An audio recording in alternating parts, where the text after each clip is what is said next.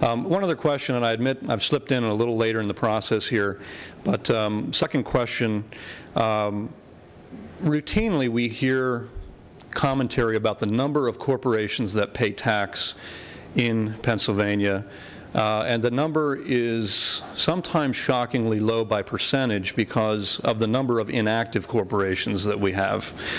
I'm wondering, is there a way through the Department of State for us to know which entities are actually active corporations versus inactive? Do you keep records on the status of entities in that way? I'm glad you asked that question, because we have on record 2.6 million corporations, and many of them are now inactive.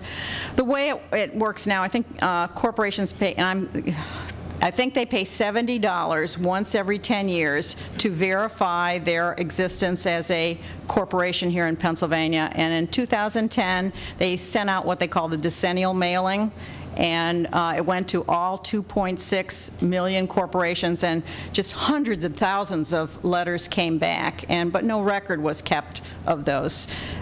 So we can't even purge them from the list because they were just discarded.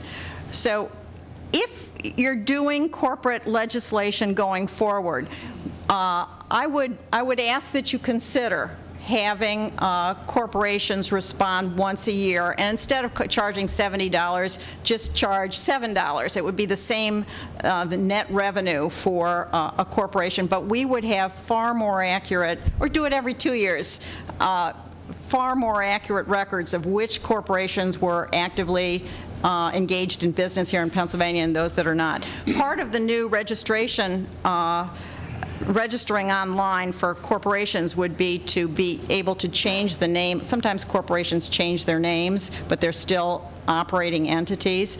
Instead of asking them to pay $70 to change their name, I think we're going to charge them only $5 with the objective of getting better information to make it available to the public. Name change, when the computer system gets up and running, that's, I think, is part of the process.